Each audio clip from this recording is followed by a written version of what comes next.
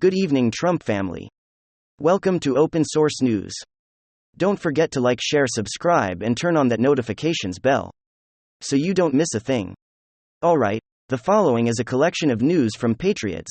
Let's get into the news. And Trump had a hilarious moment the other day where he absolutely just took out two birds with one stone, mocking Brian Stelter as loss of his show Reliable Sources on CNN, and of course mocking Liz Cheney as well, who's recently lost hugely in her primary election against Harry Hegman into Wyoming primary. Absolutely. Wow. I love it. Classic Trump. I like when classic Trump appears and trolls these absolute morons on Twitter or on Truth Social, or wherever he decides to post, because everyone is paying attention when Trump posts and everybody shares it, regardless of what platform you might be on. President Trump compares Brian Stelter to Liz Cheney, who got less who's got less charisma, says Trump. Oh, I don't know. Although I would still say Liz Cheney has less careers, but that's just my personal opinion. But let's see what Trump had to say. President Trump asked a very tough question: who got less charisma? Liz Cheney or Brian Stelter? President Trump pointed out how horrible and dishonest Brian Stelter is. Brian Stelter was at CNN, the gateway. What reported earlier, says President Trump also asked a question about Cheney and Stelter. It's a good question. He says Brian Stelter, a fake news CNN, got fired because he lied and lied and lied. May he rest in peace? He says, trivia question: who got less charisma, Brian Stelter or Liz Cheney? I say Liz Cheney, because Delta could have gotten more votes than she did the other night in Wyoming. She lost by 40. See, Trump did agree with me. I'm just kidding. I agreed with Trump apparently. Well, we think both reach. We think what we think, they both reach peaks, but Cheney is a piece of work. Yes, I do agree.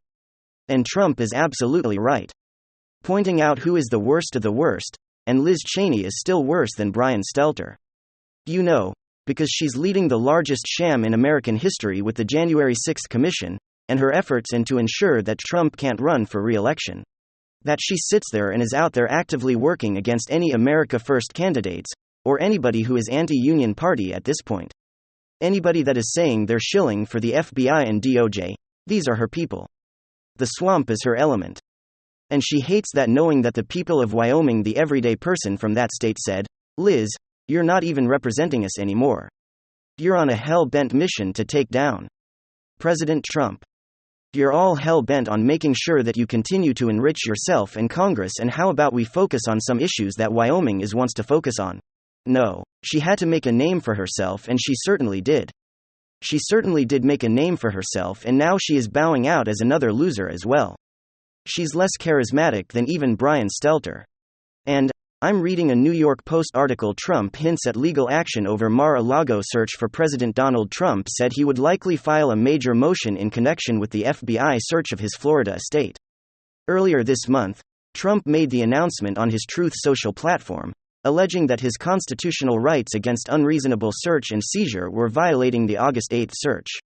So he's going to utilize arguments pertaining to the Fourth Amendment that prevent unwarranted and unreasonable search and seizure on what in one's home and property. Now, immediately, you have a rebuttal from wonderful, highly educated, liberal Democrats who happen to be attorneys or lawyers, not objective, objective reality. You have an expert if media finds experts that side with the narrative Trump is bad, or any fabricated consensus or coerced consensus or widespread agreement among the smartest people in the room. Okay. You have to ask, well, what happens to the dissent? What happens to somebody who offers a dissenting viewpoint? Well, that person gets a public relations onslaught against their character, all of that. So dissent is silenced in this country. You can easily find 500 former, current, and former U.S. officials and Intel officials who will say that Hunter's emails were a plot by another country to inform you that he was selling out the United States of America for money along with Joe, so that those emails show clear violations of the law.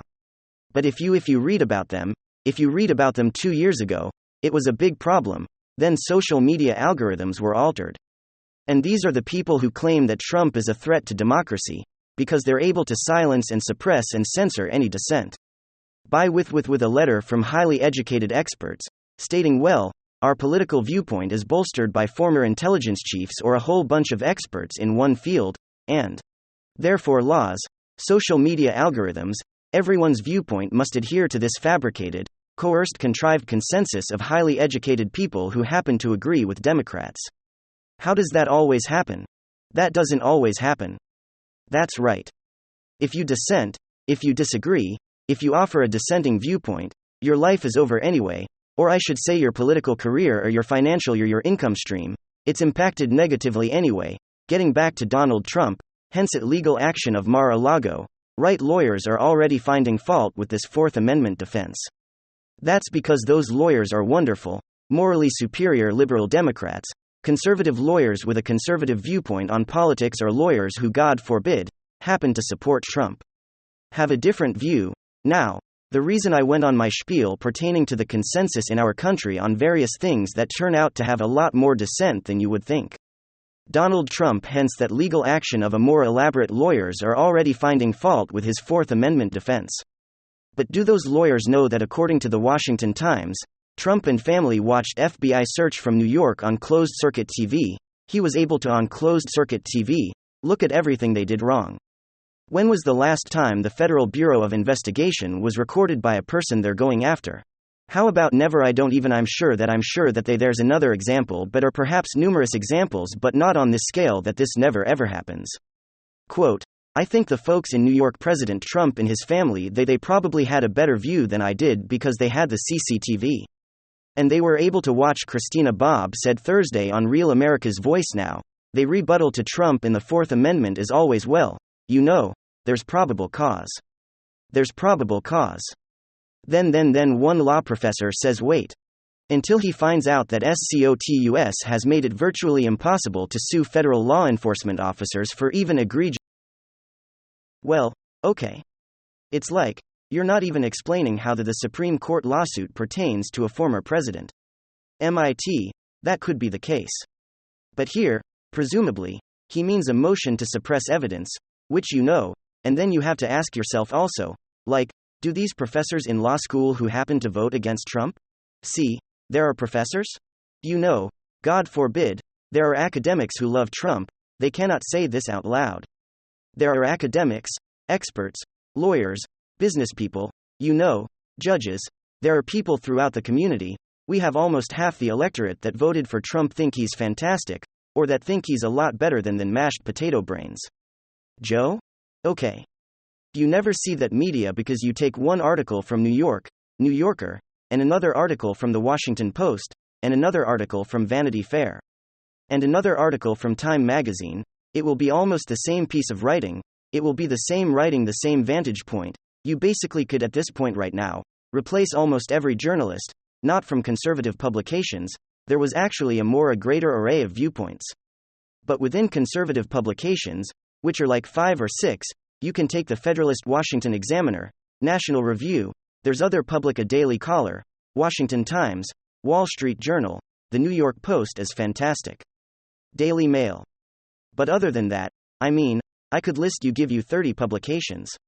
Washington Post, New York Times, if you want to say MSNBC, CNN, but also the New York Times, New Yorker, New York Magazine, Vanity Fair, Esquire, Vice, BuzzFeed, will Mother Jones a nation, they're always going to be part of the Democratic Party.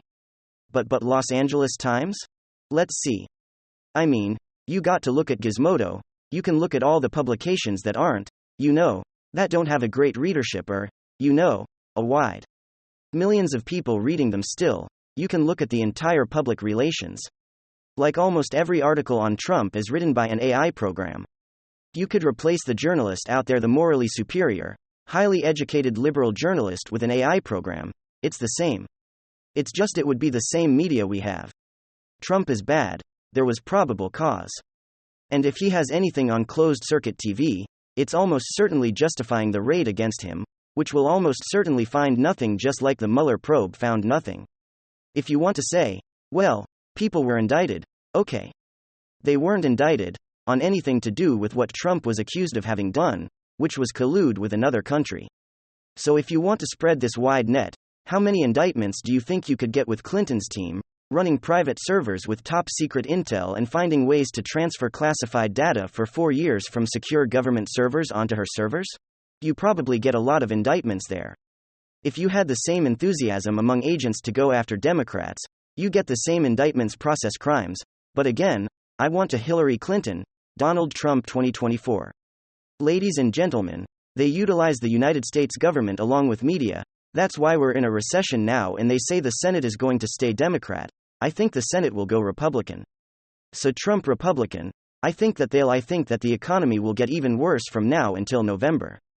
But you have to understand all of media is pointing always towards Trump being guilty of something.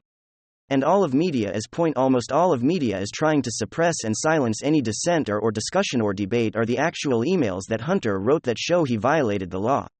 They have every conceivable advantage from late night.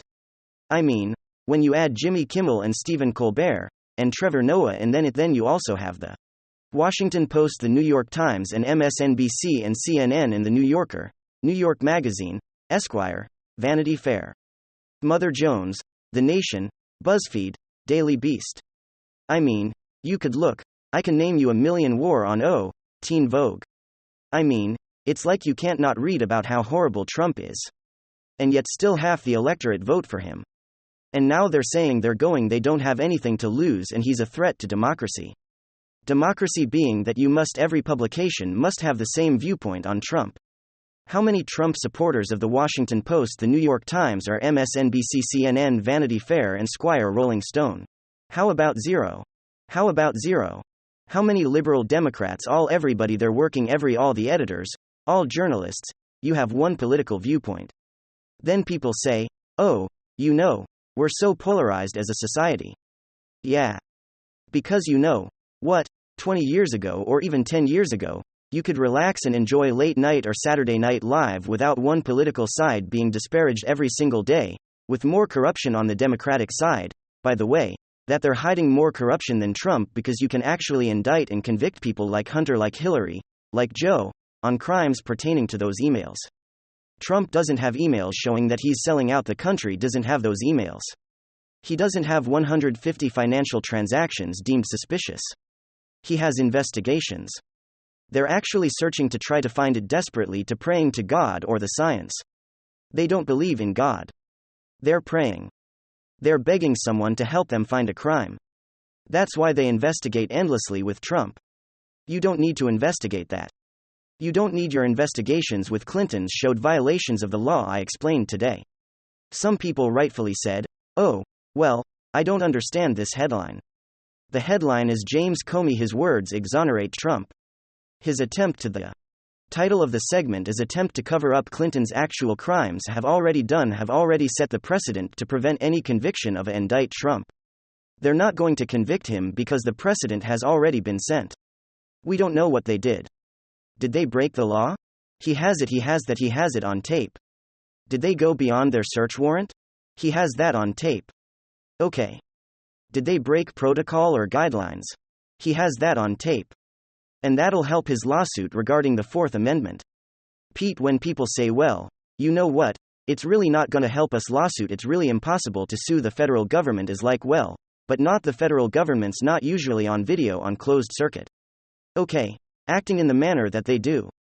Let me know what you guys think in the comment section. Of course, leave a like if you enjoyed the video, and of course possibly subscribe if you're up for it. I'm gonna get back to work. I want to thank you guys for